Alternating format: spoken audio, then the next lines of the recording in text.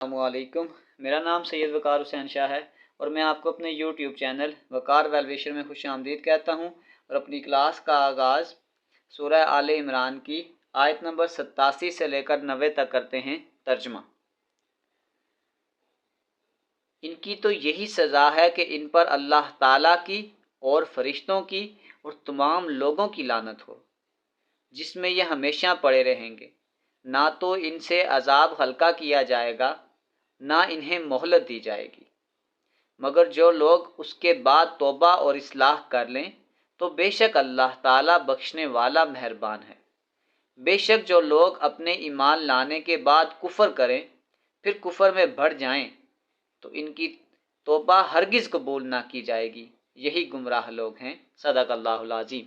प्यारे बच्चों, आज की क्लास में एक्सरसाइज 7.4 क्वेश्चन नंबर 8 के पार्ट नंबर बी और सी को सॉल्व करेंगे। तो वीडियो को शुरू करने से पहले कमेंट सेक्शन में लाजमी बताएं कि आप हमारी वीडियो कहाँ से देख रहे हैं और आप किस कॉलेज में पढ़ते हैं। तो चलते हैं अपने क्वेश्चन की जानिब। के पास एक सेकंड डिग्री इक्वेशन है और इसमें 2 फर्स्ट डिग्री इक्वेशन होती हैं। तो सबसे पहले हम लेट करते हैं कि let y is equal to m1x and y is equal to m2x be 2 lines in given equation। यानी ये वाली जो आपके पास इक्वेशन है ये सेकंड डिग्री है, इसके अंदर 2 फर्स्ट डिग्री इक्वेशन होती हैं। तो हमने सपोज कर लिया कि वो फर्स्ट डिग्री इक्वेशन ये और ये है। अब अगर ये फर्स्ट डिग्री इक्वेशन किसी ऐसे लाइन से पास होती हैं जो परपेंडिकुलर है, तो परपेंडिकुलर के में हमारे पास एक कंसेप्ट ये होता है कि उनकी जो प्रोडक्ट होता है ना स्लोप का, वो आपके पास होता है -1। तो सपोज करें कि हमारे पास m1 का आंसर है, m2 नहीं है, तो इसका मतलब है m2 यही हो जाएगा -1 डिवाइडेड बाय m1। तो इसका मतलब है हमारे पास जो रिक्वायर्ड लाइंस होंगी वो आपके पास इस परपेंडिकुलर की वजह से जो उनमें स्लोप होगी वो मतलब रेसिप्रोकल हो जाएगी -1 बाय m1 के। तो इसका मतलब है मैं लिख सकता हूँ कि वो आ जाएगा -1 by mx and y is equal to -1 by m। इसको हम 1 रख लेते हैं और इसको हम 2 रख लेते हैं, यानी -1 by m1x and y is equal to -m by m2x आ जाएगा। अब क्योंकि हमने क्या करना है, हमें ज्वाइंट इक्वेशन निकालनी है, तो सबसे पहले हम क्या करते हैं, कंबाइन इक्वेशन बनाते हैं इनकी। उससे पहले हम थोड़ा सा क्या कर लेते हैं, इसको सिंपल कर लेते हैं। तो अगर मैं इसको इधर मल्टीप्लाई कर दूं तो ये आ जाएगा m1y is equal to -x। इसको इधर लेकर आएँ तो ये आ जाएगा m1y plus x is equal to 0। इसको भी इधर मल्टीप्लाई करें तो ये आपके पास आ जाएगा m2y is equal to -x। तो ये आ जाएगा m2y plus x is equal to 0। क्योंकि हमें ये ज्वाइंट इक्वेशन चाहिए, तो इसका मतलब है अगर हम इसको ज्वाइंट इक्वेशन बनाने की कोशिश करें तो ये आपके पास आ जाएगा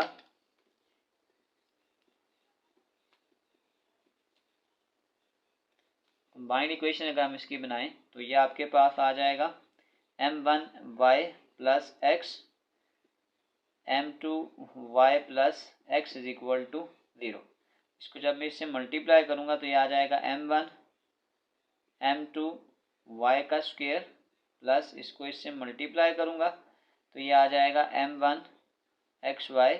इसको इससे मल्टीप्लाई करें, ये आ जाएगा m2 xy प्लस x का स्क्वायर इज इक्वल टू 0। ये आ जाएगा m1 m2 y का स्क्वायर प्लस यहाँ से अगर मैं xy को कॉमन कर लूँ तो ये आ जाएगा m1 plus m2 xy plus x का स्क्वायर इज इक्वल टू 0।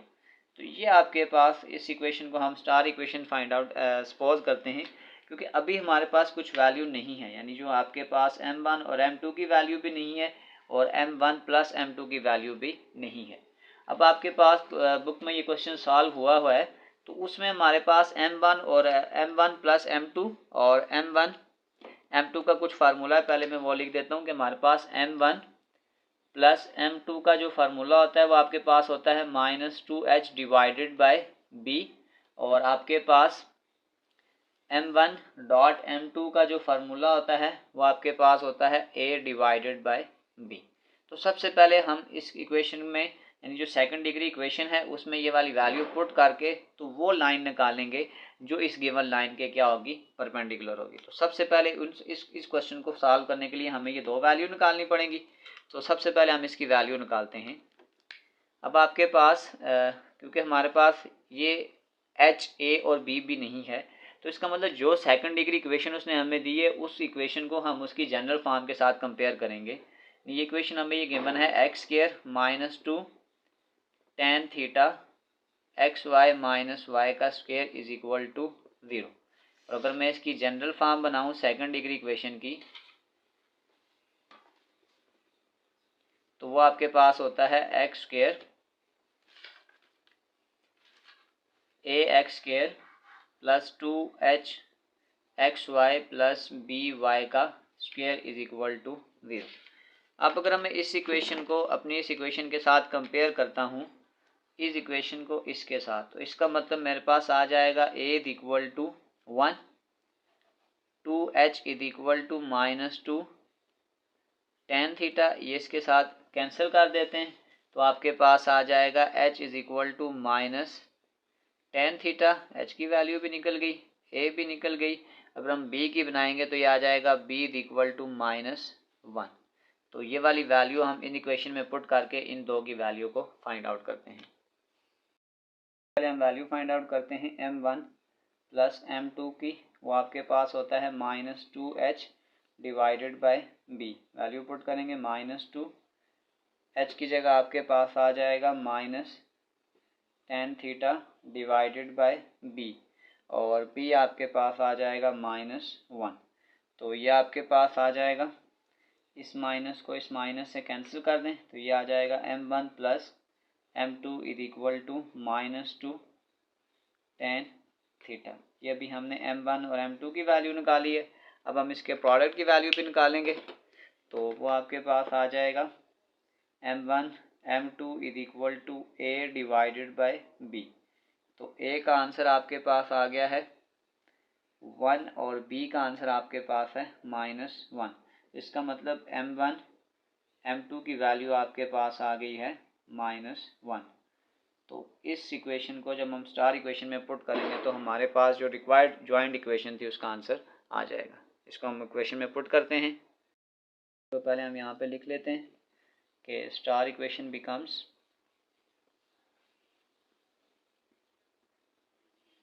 तो ये आपके पास आ जाएगा m1 m2 y का square plus x Y m1 plus m2 plus x का स्क्वायर इक्वल टू 0। तो जो वैल्यू निकाली है उसको अगर हम पुट करें, m1 और m2 इसकी जगह आ जाएगा माइनस 1 y का square plus x Y m1 और m2, उसका आंसर आपके पास आ गया minus 2 tan theta plus x का स्क्वायर इज इक्वल टू 0। यह आ जाएगा माइनस वाई का square minus 2 tan theta x y plus x का स्क्वायर इज इक्वल टू 0। तो इसको हम लिख सकते हैं x square minus 2 tan theta x y minus y का square equal to 0 is our required joint equation.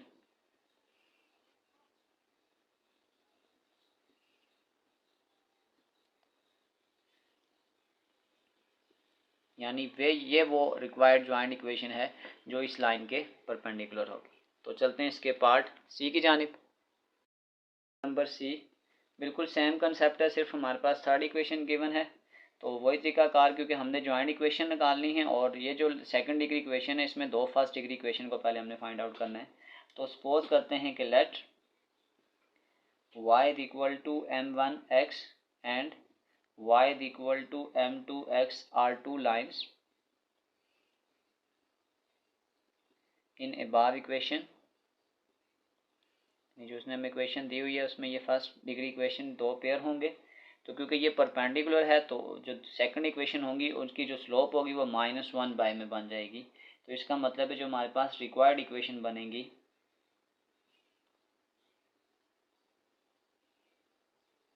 वो आपके पास कुछ इस तरह से हो जाएंगी कि y is equal to -1 by m1x and y is equal to -1/m two x आ जाएगा। इसको अगर हम सॉल्व करें तो ये आ जाएगा m1y is equal to -x, इसको इधर शिफ्ट करें, ये आ जाएगा m1y plus x is equal to 0। ये आपके पास इक्वेशन 1 है। इसको भी इधर मल्टीप्लाई करें तो ये आ जाएगा m2y is equal to -x, इसको इधर लेकर आएँ तो ये आ जाएगा m2y plus x is equal to 0। अब क्योंकि हमने जॉइंट इक्वेशन बनानी है तो सबसे पहले हम इसकी कंबाइन इक्वेशन निकालते हैं।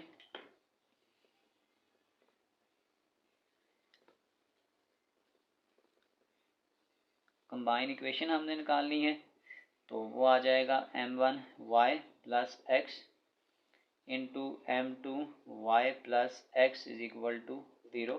इसको प्रोडक्ट करें, ये आ जाएगा m1 m2y का स्क्वायर प्लस इसको इसके साथ मल्टीप्लाई करेंगे, ये आ जाएगा m1 xy plus m2 xy plus x का स्क्वायर इक्वल टू 0। ये आ जाएगा m1 m2 y का स्क्वायर प्लस इसको xy कॉमन कर लें, आ जाएगा m1 plus m2 plus x का स्क्वायर इज इक्वल टू 0। इस इक्वेशन को हम स्टार इक्वेशन बना लेते हैं और सबसे पहले हम यहाँ से इसकी ये वैल्यू को क्या करेंगे, फाइंड आउट करेंगे। तो इसके फार्मूला हम पहले क्वेश्चन में कर चुके हैं। वो आपके पास ये होता है m1 plus m2 is equal to -2h divided by b, और एक आपके पास ये होता है m1 m2 is equal to a divided by b। सबसे पहले हम सेकंड डिग्री इक्वेशन निकालेंगे और उसको इस इक्वेशन के साथ कंपेयर करेंगे। तो ये आपके पास ax का square plus 2hxy plus by का स्क्वायर इज इक्वल टू 0। इसका मतलब ये है कि ये जो आपके पास गिवन इक्वेशन है यही इसकी क्या है, स्टैंडर्ड फॉर्म है। तो बस अगर हम फार्मूले में जस्ट वैल्यूज़ को पुट कर लें, इसका मतलब m1 प्लस m2 की जगह हम यही वैल्यू पुट करेंगे और m1 m2 की जगह जब हम वैल्यू को पुट करेंगे तो वो भी यही वैल्यू पुट होगी, क्योंकि जो उसने इक्वेशन दी है वही उसकी क्या है, स्टैंडर्ड फॉर्म है। तो इसको अगर हम स्टार इक्वेशन में पुट करें तो हम फिर कह सकते हैं कि स्टार इक्वेशन बिकम